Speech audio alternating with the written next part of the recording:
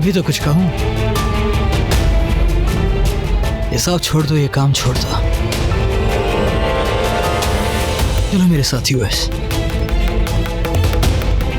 बहुत ही अच्छे काम है तुम्हारे लिए। कैसे काम? चलो तो सही।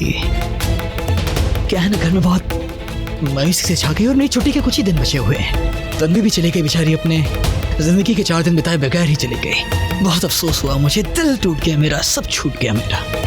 और अब कुछ ही दिनों में ये शहर भी छूट जाएगा। और मैंने ये शहर देखा भी नहीं है। मैंने सुना है कि मुंबई बहुत ही खूबसूरत शहर है। और अब कुछ दिनों में यहाँ से चला जाऊंगा, फिर न जाने कब आना होगा या ना भी आना होगा। और मेरा मानना है कि अगर कहीं से जाओ तो कुछ अच्छी यादें लेकर जाओ। मैं ये मायूस भरी यादें साथ लेकर नहीं जाना चाहता हूँ, इसलिए कह रहा हूँ कि चलो ना मेरे साथ। शिवन्या, ये कबीर किस लड़की से बात कर रहा है? वो पार्टी में आई थी ना, वो वेट्रेस अपना पुराना हिसाब करने आई थी। मैं उसको काफ़ी पहले से जानती हूँ, हम दोनों साथ में खाना बनाते थे। वो दोस्त है मेरी। मेरा मतलब है मुझे यहाँ से दूर ले जाओ ताकि मैं कुछ अच्छी यादें बना सकूं। अच्छा है, किसी से तो बात कर रहा है। जब से तन्वी गई है घर से बाहर ही नहीं निकला है, ना कहीं आना ना किसी से बातचीत। क्या ना, घर में बहुत बड़ा हादसा हुआ है, तो किसी और से पूछ भी नहीं सकता मुझे मुंबई दिखाने के लिए। सही कहा कबीर ने।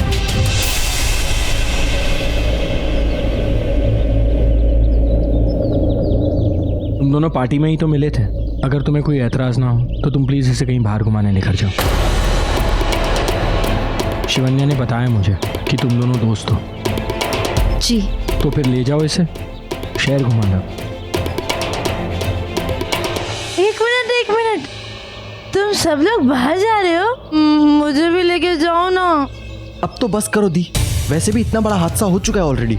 हम तन्वी को पहले ही खो चुके हैं इसके वजह से। इतना मत पिया करो दी, इतना मत पिया करो। भैया समझाओ ना इन्हें। अच्छा, ये कबीर और ये लड़की जहाँ पर भी जा रहे हैं, मुझे भी साथ लेके चलो ना प्लीज। हाँ, मुझे भी। हाँ। अच्छा, अब सब लोग चल ही रहे हैं तो मैं भी चलूंगा।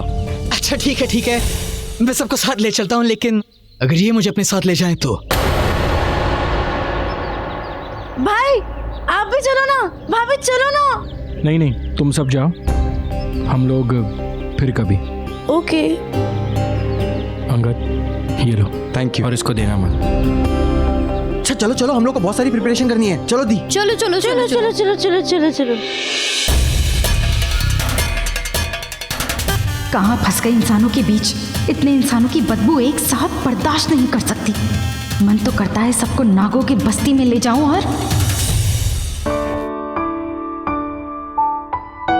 शिवन्या, सुनो ना, तुम्हारी दोस्त और कबीर थोड़े करीब आ रहे हैं, तुम्हें नहीं लगता? सुनो, तुम्हें नहीं लगता उनके बीच कुछ होगा? मतलब प्यार वाला लव। ऋतिक, वो एक ही बार तो मिले हैं। प्यार भी तो एक ही बार में मिल जाता है कभी कभी, पहली नजर वाला प्यार।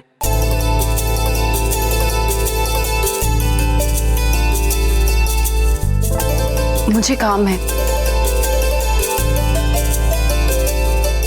शिवन्या, अब क्या?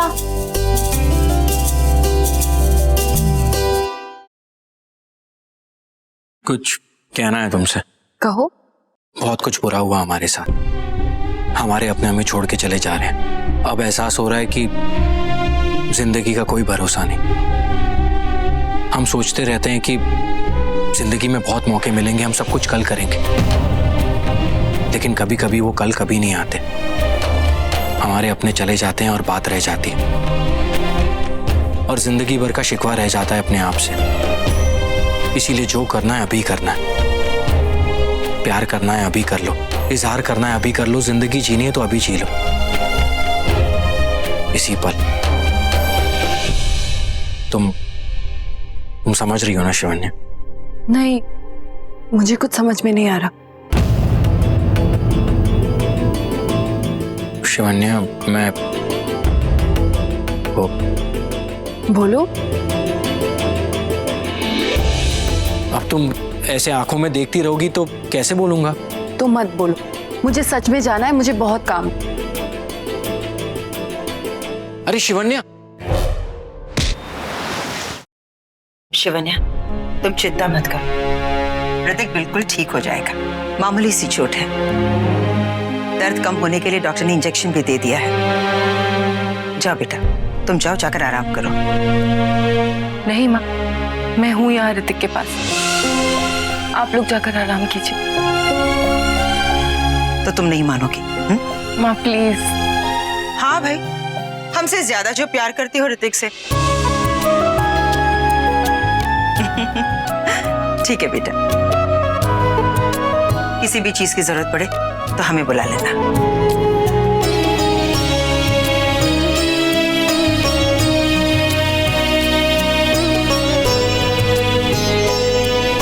सॉरी ऋतिक, ये सब कुछ मेरी वजह से हुआ। अरे उठना मत, आराम करो। कौन हो तुम? ऋतिक, मैं शिवन्या, तुम्हारी पत्नी, याद नहीं है? अच्छा, मेरी शादी भी हो गई, मेरी पत्नी भी आ गई, मुझे कुछ याद क्यों नहीं आ रहा? ये तुम क्या कह रहे हो? मैं अभी डॉक्टर को बुला के लाती हूँ। बहुत दर्द हो रहा है। कहाँ? यहाँ। एक किस कर दोगी प्लीज? तुमने कहा ना तुम मेरी पत्नी हो, सब कुछ ठीक हो जाएगा। मजाक कर रहे हो? बीमार पति को मार रही हो, पति को चोट लगी है, वो तो मैं फिसल गया। और फिसले इसलिए क्योंकि मेरे पीछे पीछे आए। तुम्हारे पीछे आया इसीलिए तो फिसल गया।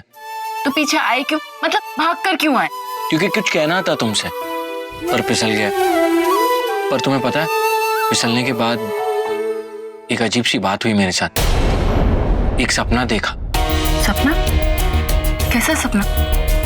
वही जो मैं तुम्हें पहले बताया था, जो मैंने पहले देखा था।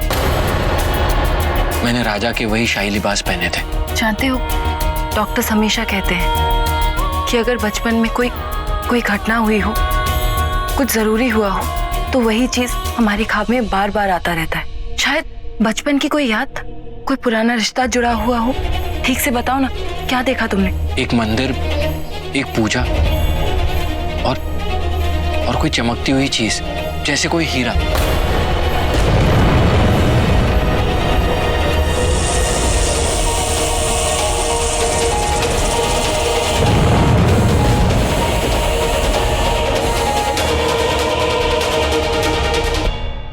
मणि। मनी?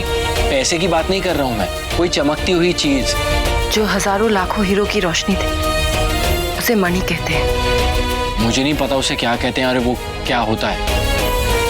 अगर तुम उसे मणि कहना चाहती हो तो मणि बुला लो। मैंने तो असली में मणि कभी देखा नहीं, तो मुझे नहीं पता,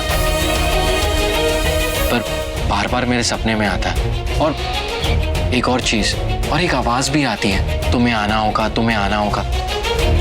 पता नहीं मुझे कहाँ जाना है, ऐसा लगता है जैसे कोई मुझे बुला रहा है। तुम्हें आना होगा, इस मणि को बचाने तुम्हें आना होगा। ये मणि कहीं नहीं जा सकती, इस मणि को बचाने तुम्हें आना होगा। हो ना हो, ऋतिक का नागमणि से कोई ना कोई जुड़ाव, कोई रिश्ता तो जरूर है। ऋतिक, तुम आराम करो, मैं तुम्हारे लिए सूप लेकर आती हूँ। ओके।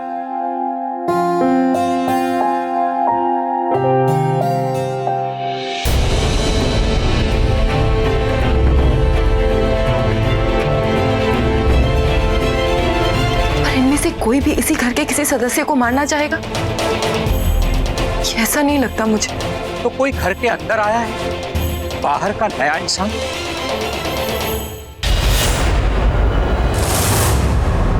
जी गुरुदेव, तन्वी की जिस लड़के से शादी होने वाली थी,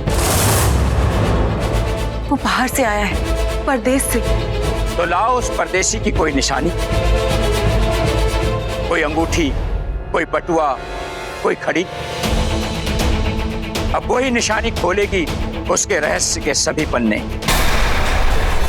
पर याद रहे, निशानी वही लाना जिसे रोज वो छूता हो, जो हमेशा उसके पास रहती हो। जी गुरुदेव।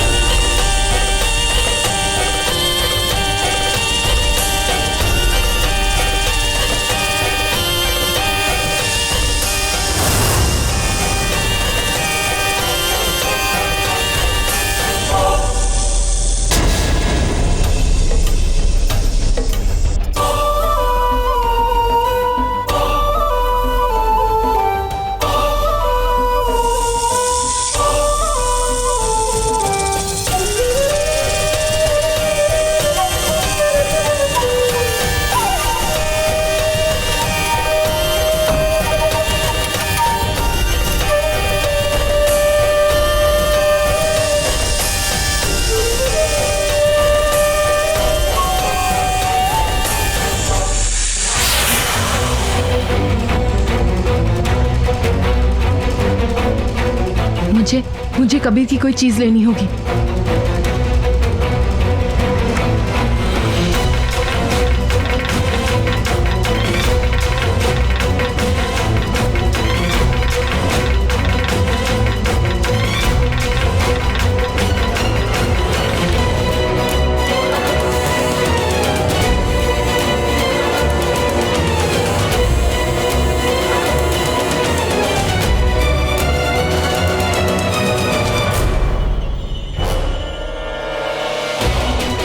ये घड़ी ले जाती हूँ।